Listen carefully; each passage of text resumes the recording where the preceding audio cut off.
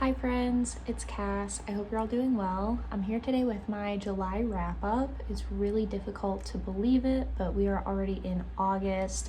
I feel like the summer is absolutely flying by. July was an interesting month. There were ups, there were downs, and I definitely dealt with the downs by reading a whole lot of books. I am pretty sure that this was my biggest month so far in 2024 as far as number of books read. I didn't find any new 5-star favorites this month, but I did read some really good books. I feel like it was just a really solid lineup, so I'm happy with that. If you enjoy listening to people yap about literary fiction, memoirs, essay collections, you should subscribe because that is what I do here every week. And it's a whole lot of fun. I love chatting with you guys in the comments, so let me know if you've read any of the books that I'm going to talk about. Let me know what your favorite book that you read in July was. And yeah, we're gonna get started with some Storygraph stats.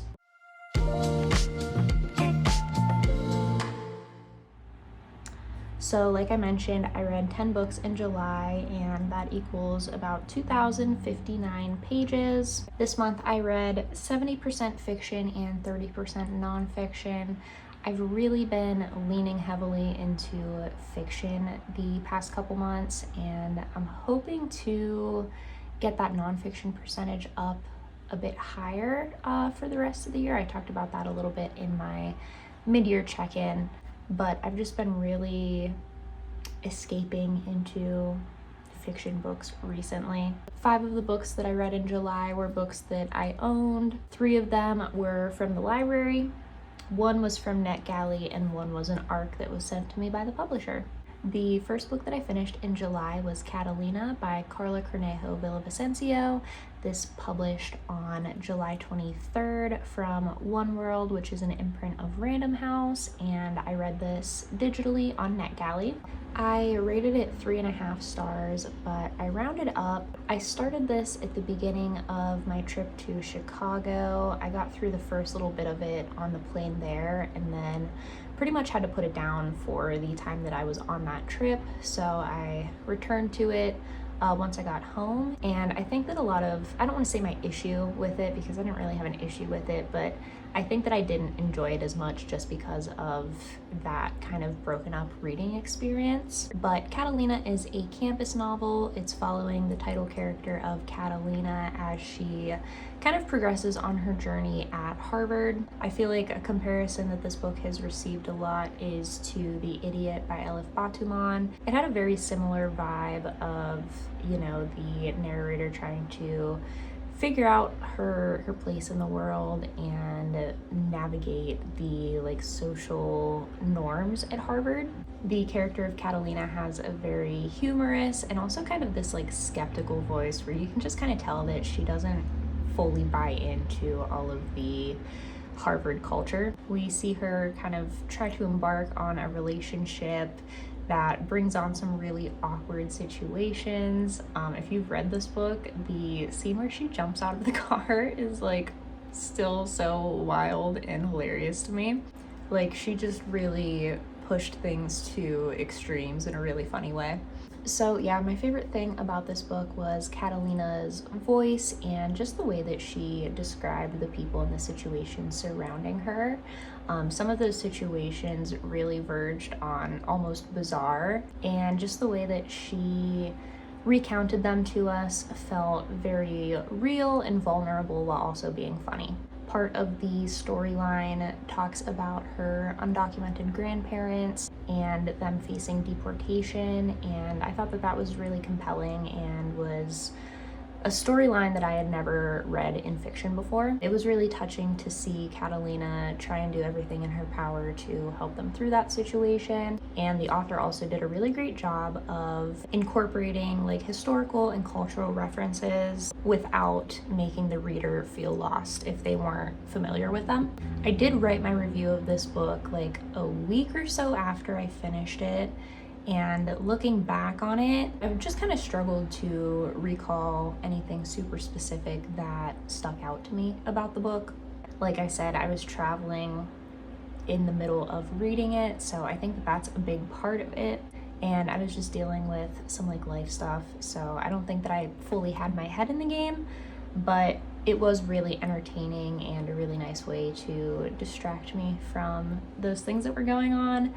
It was easy to just kind of fall into and just watch Catalina's antics unfold throughout the story. I would say if you're looking to fill the idiot-shaped hole in your heart, this would definitely be a great book to do so with. The next book that I finished in July was Worry by Alexandra Tanner. I rated this 4 stars. This is a library book that I think I need to return soon. And this book is definitely one for the sisters. If you have a sister, like, I cannot recommend this enough. It follows Jules and Poppy. They are 2 sisters in their 20s and they are living together in New York City, and we see them navigating different relationships, you know, with each other, with their parents, and with different men and love interests.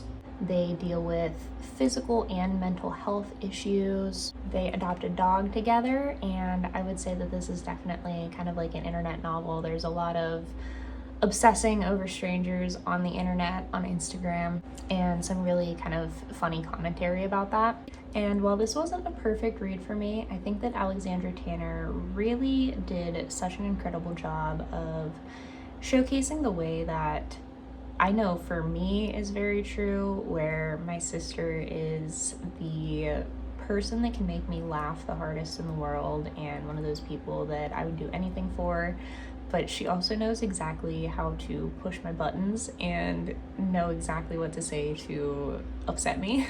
And that's just because we've grown up together, we've had so many specific experiences together that there's just that like innate knowledge that sisters have about each other, and I think that Jules and Poppy really embody that. They would do anything for each other, but sometimes they are, you know, maybe a little bit too mean. They always feel bad about it after, and they find a way to get through it. And yeah, it's just a relationship that I don't think that I've really read before, so I love to see that represented in literary fiction. It felt really funny and honest and relatable, sometimes maybe a bit weird and absurd, but ultimately it's just showing these 2 girls navigating the world.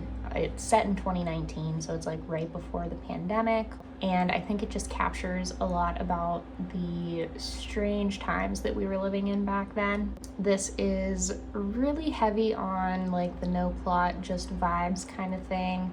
I've seen people compare it to Seinfeld, which is like not a comparison that I would have thought to make, but I kind of get it because they're just living life and going about their days together. I thought that the dialogue between the characters was really funny and well written, and it was another entertaining distraction for me to just kind of sink my teeth into. So yeah, that's Worry by Alexandra Tanner. Book number 3 is Grief is for People by Sloane Crosley. This is another library book that really has a glare on it that I am going to need to give back soon. I rated this 4.5 stars. I read it over the course of a afternoon and just absolutely devoured it.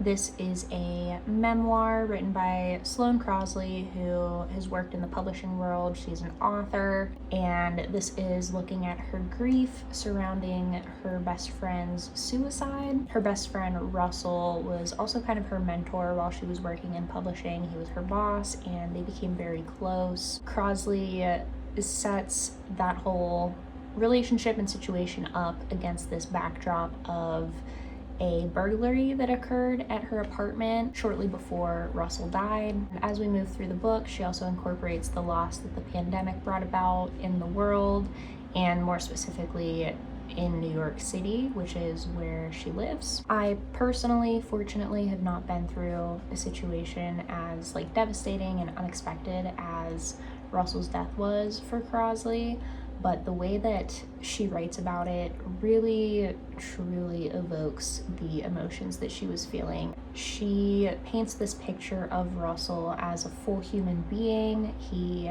has, you know, many wonderful qualities, but he also was a flawed person, as we all are. And she doesn't sugarcoat her description of him. It's very balanced and realistic. And you can see the way that those traits made the mourning process really complicated.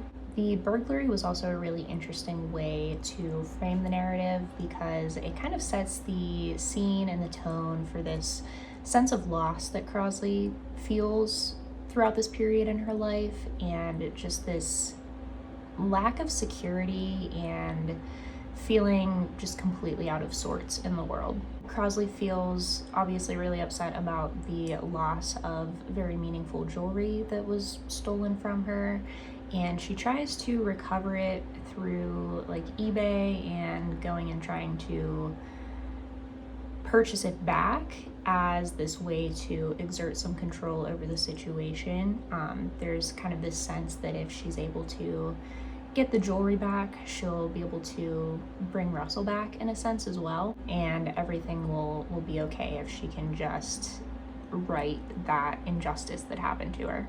So I thought that that was like an interesting exploration of the memories that objects can have for us, and it's actually where the title Grief is for People comes from as well, because she deals with feeling like she shouldn't be so upset about the loss of her jewelry because grief is for people, not objects, but objects are important to us as well. So it was an interesting juxtaposition between the two events that happened to her. One of the things that I really enjoyed about this book was the inside look at Russell and Sloane's time working together in the publishing industry. They were both book publicists, and Sloane gave us some like behind the scenes stories about their work together and the boss employee dynamic that they had, and just the way that they were like this powerhouse duo. Like I mentioned in the beginning, she also brings the pandemic into this.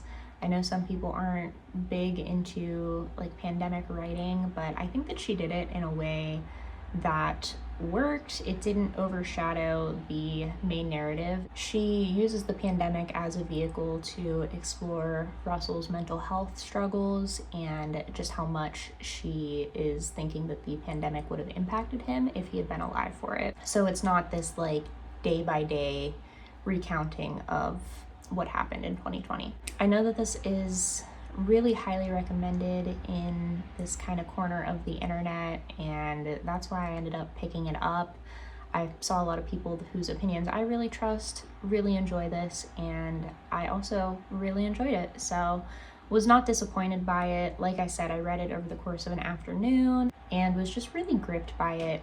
I'm not super interested in her novel Cult Classic, but I know she has, I believe, like an essay collection out as well, so I would be interested in picking that up as well because I really enjoyed this nonfiction. The next book that I finished was another memoir, which was The Possession by Annie Ernaux. I purchased this in Chicago from Exile in Bookville and decided to just pick it up and fly through it super quick because it is another tiny little memoir from Annie. I rated this 4 stars. It felt similar to her other memoir, The Young Man, which I read at the beginning of the year, but I enjoyed this one a little bit more. This is basically just Annie Ernaux documenting her obsession with her ex's new lover that he has started seeing after him and Annie have stopped seeing each other. It is really raw, and Ernaux is not holding back any of the details of what was going through her mind at this time. It was obviously a really tough time for her, and she was having some very intense emotions and thoughts surrounding this, and she lets us in on all of that. And that's why the book is called The Possession, because she was literally like possessed by these thoughts. Her prose, as always, is just so sharp and incisive. I feel like she just does such an incredible job of getting to the heart of human nature, even if that heart is something that is kind of ugly and not the most flattering. She lets us in on feelings that I think most of us would probably rather not share with the audience.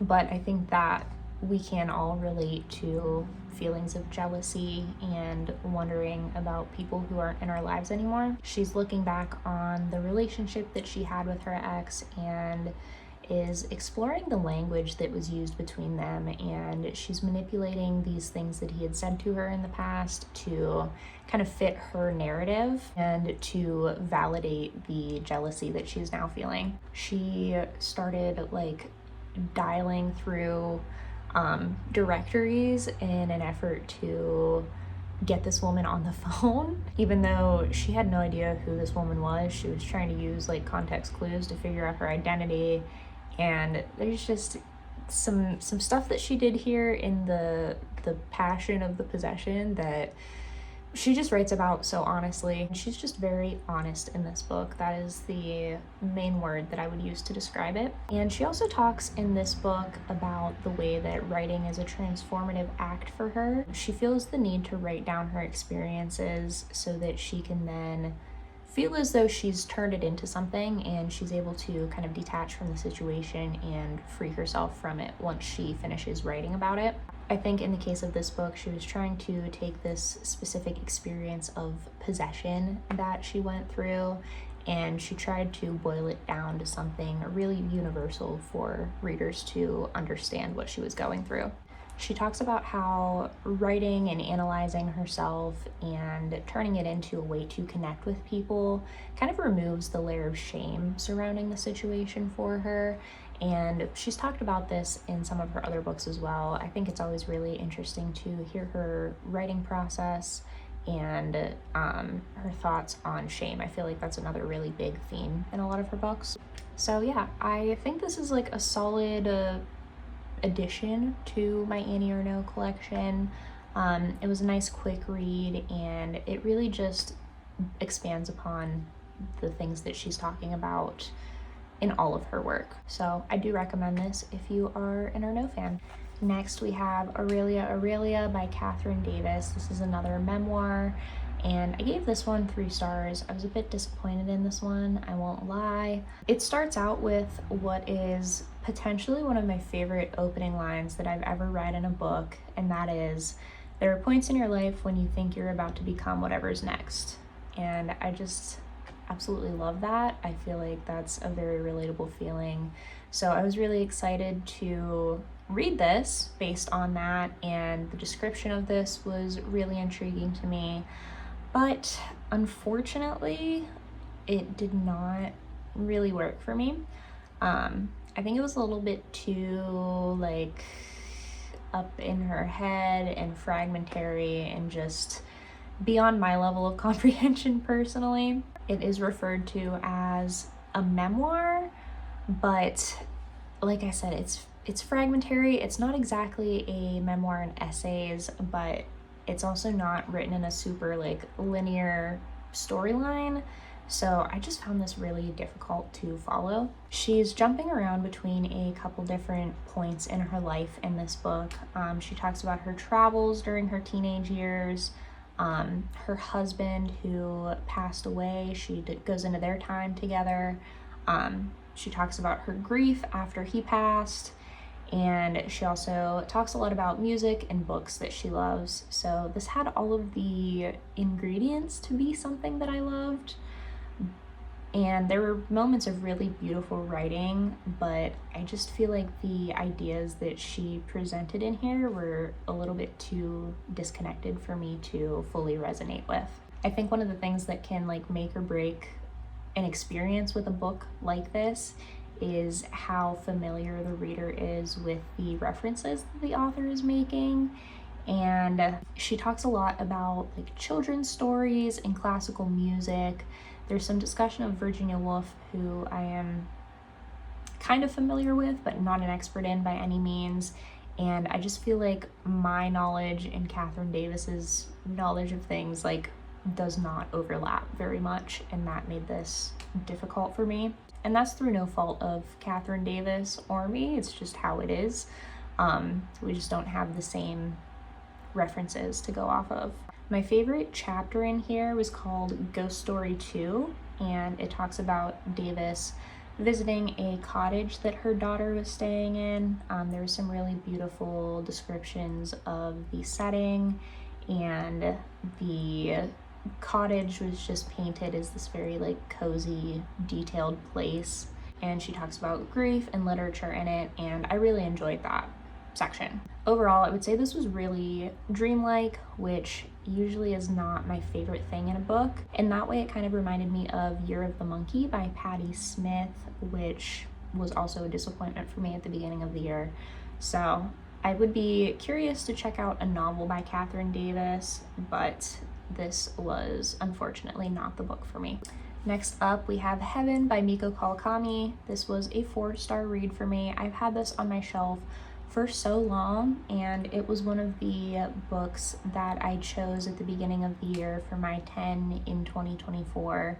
Just chose it as one of the books that I wanted to read this year, and I finally picked it up because of a creator that I started watching here on YouTube, Jess. I'll link their channel down below. They talked about it in a video, and it just like put that thought in my head that I need to get to that. I'm gonna pick it up. And I'm happy to say that I was absolutely not disappointed in this one. I've read 2 other books from Kawakami, Breasts and Eggs.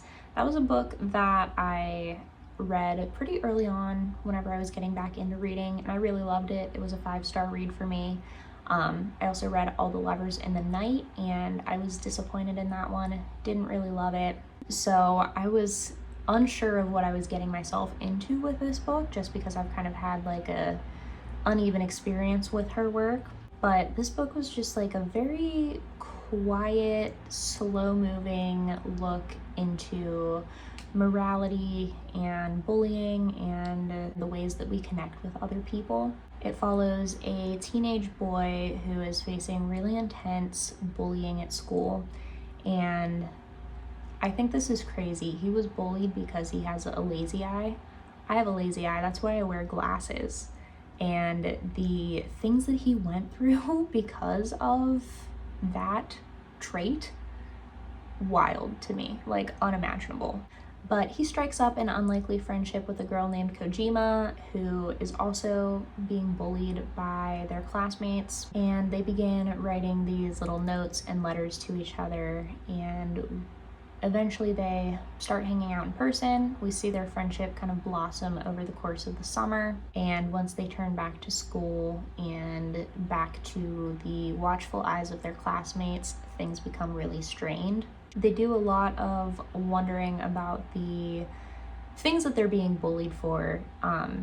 Kojima has this conviction that the things that they're being bullied for are things that make them special, but we see our narrator kind of grapple with this idea of wanting to change himself because of the bullying. Neither of them really ever retaliate against the bullies, and Kojima also sees that as kind of like a pillar on which to stand.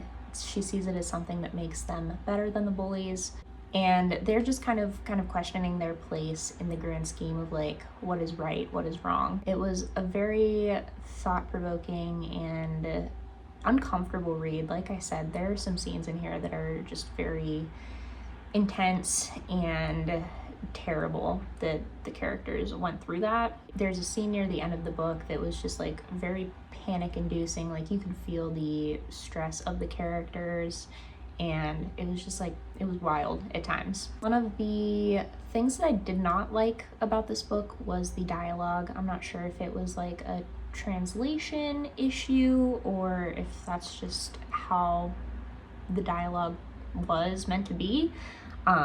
I feel like the descriptions of the situations that the characters were in and the descriptions of their feelings were really visceral and intense, and then it would cut to dialogue, and the dialogue just felt very like repetitive and meandering, and I just did not enjoy it. It created this sense of like dissonance between the action and the conversation that just felt strange to me at times. I don't know if it was intentional, you know, a way to kind of show that the main characters struggled to express themselves since they were so isolated by their peers, but that was my one complaint about the writing.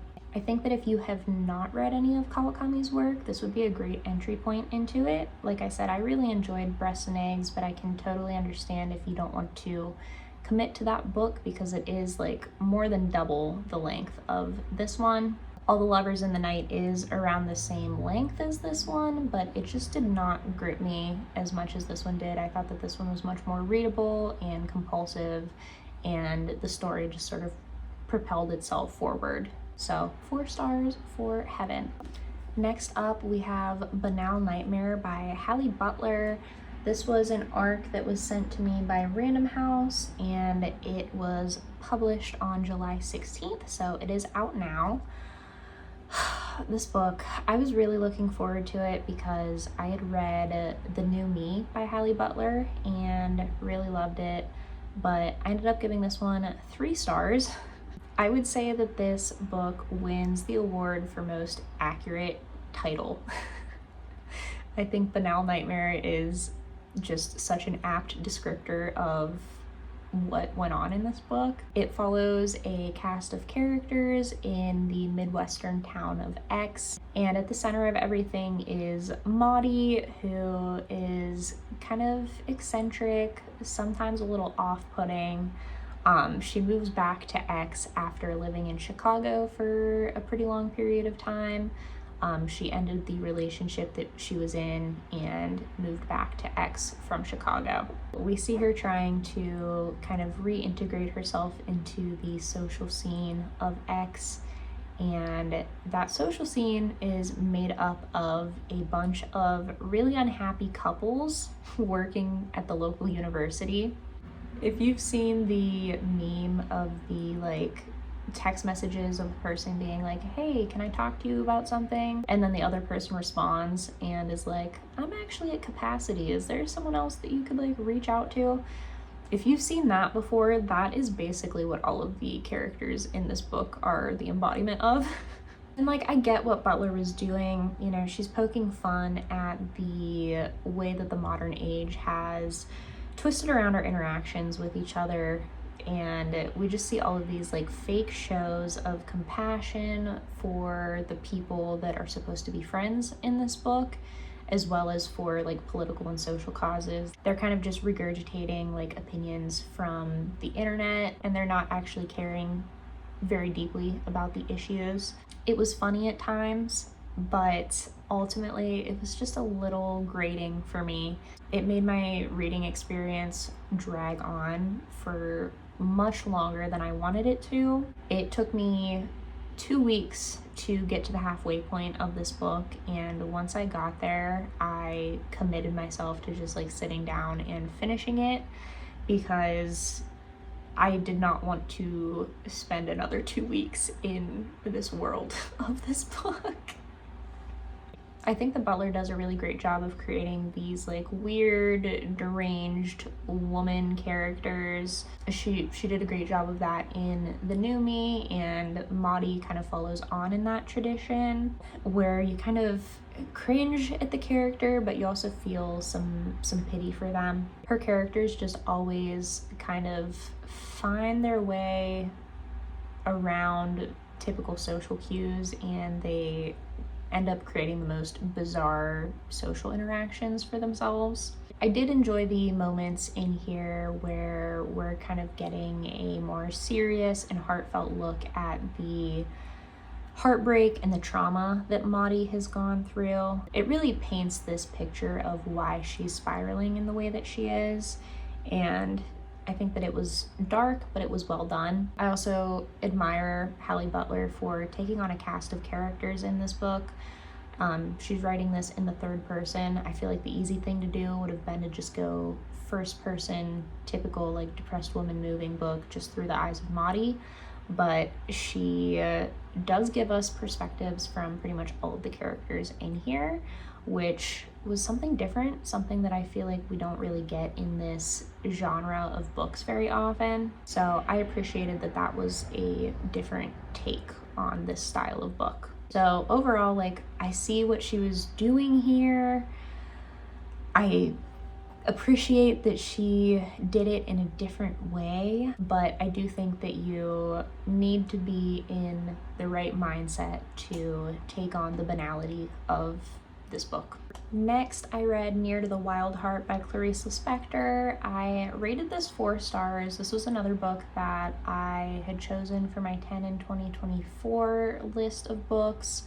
And as you can see, I busted out the sticky tabs, which I have not done in a hot minute, but I knew that I had these ones that matched the cover really well, and I was underlining a lot of quotes in this book, so I was like, you know, we'll make it cute and we'll add the sticky tabs in. This is a difficult book to talk about. I feel like all Lispector books are really difficult to talk about, but I will say that I think that the secret to reading her and getting the most from her work is to pick her books up when you're maybe a little bit like heartbroken or like otherwise emotionally compromised and vulnerable. I think that it makes you a lot more receptive to the way that she talks about love and time and memory and freedom. I also think that the experience is so much better when you stop worrying about understanding every single thing that she's talking about. This was a book that I just kind of let the prose wash over me, and the things that resonated with me really resonated with me, hence all of the sticky tabs. I think that Clarice just does such a great job of capturing some contradictory feelings that I think that we all have. You know, there's this feeling of wanting to be loved and wanting to give love, while also trying to figure out what it means to be your own person. You know, there's this kind of simultaneous yearning for the other and for the self, and she just captures that in a really wonderful way. This book follows the narrator from her childhood through to her marriage, but the storyline really isn't the point. To me, the point is the writing and the ideas that Clarice is presenting here. I have a bunch of quotes that I posted in my Goodreads review. I will spare you all from hearing me read them right now, but they are on there if you want to see them. So yeah, this was not quite the like religious experience that I had when I read An Apprenticeship or the Book of Pleasures, but I do think that this is in my top 3 Lispectors. I think it goes An Apprenticeship or the Book of Pleasures, Agua Viva, and Near to the Wild Heart as like my top 3 so far. So I do highly recommend this one. Then I read Second Place by Rachel Cusk. I did an entire reading vlog and review of this book last week, so if you want to hear my thoughts on that, go ahead and check that out. I gave this 4 stars. It was a reread and I liked it so much more this time around. The last book that I finished in July was What I'd Rather Not Think About by Jente, posthuma, I think is how you pronounce her name, based on the YouTube video that I just watched. This was another library read and I gave this one 4 stars. I read this in like 2 days. It was a super fast-paced book. There's a lot of white space on these pages. It is quite fragmentary, so it made for a super quick read. But this is another book that talks about sibling relationships. In particular, this deals with a set of twins, a brother and a sister, and the sister is the one that is narrating the story, and she takes us through the twins' lives together from the time that they were children up until their adulthood, when the brother takes his own life, I think at the age of 35. So while it was a quick read, it was not an easy one by any means. The relationship between the twins was not always the greatest. We see them kind of drift apart as they become adults, and as the brother struggles with his mental health. We see the narrator's feelings of guilt and grief after his death. Underneath it all, though, I feel like this has a lot of similarities to Worry by Alexandra Tanner in the way that it explores the sibling dynamic and just the frustration, but also like unconditional love that we feel for our siblings.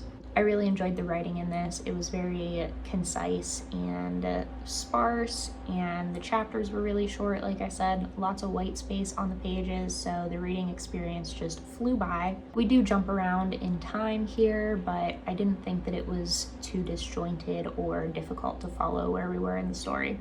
I feel like Posthuma was able to capture a really interesting range of emotions with the narrator here, and I really like the narrative voice. I know this is like a newer release. I believe that it was released in English this year.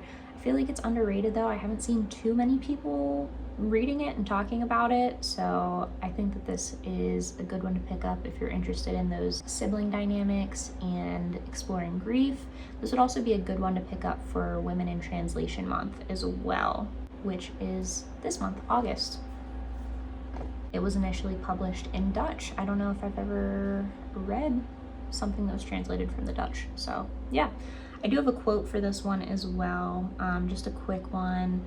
At one point, when talking about her brother, the narrator says, "I thought about all the love we have inside us and how only a shred of that reaches the people we care about." And like, that's so true. Finally, I have one book that I DNF'd in July, actually, which I feel like is kind of a rare occurrence for me, and I feel really bad. I really didn't want to DNF this one. I really wanted to love it, but I could just tell that it was not the right time for me to be reading it, and that is All About Love by Bell Hooks. I know this is so beloved, and it's been a book that I've really like had myself hyped up to read, but I read the preface, the introduction, and the first chapter of this, and I just knew that I needed to put it down for now, and I'm trying to figure out the best way to like word this and explain this, because I don't think that the books that I read need to align perfectly with the experiences that I've had in my life or like the feelings that I have, but I think when I picked this up, I wanted something that I would feel an immediate connection to and just feel like, wow, this is really relatable, and I'm underlining sentences everywhere, and I just wanted something that felt like me in a book, if you will. So even though I didn't get very far into it, I just was not feeling that connection to this at this time. And so instead of pushing myself through to the end and not enjoying it, I'm just gonna save it for a time when I'm more equipped to get into it. Now that I know kind of what the ideas are and the writing style, I think I'll know in the future when it's time to pick this up. There's a lot of discussion of like lack of love in family and childhood, and that's just like not an area of my life that I have like struggled in, and so it just was not connecting with me. I think that if that is something that has been difficult for you, then this is probably like such a great and helpful read, but it was just not really hitting for me the way that I wanted it to. So one day I will return to this, but July was not the month for it.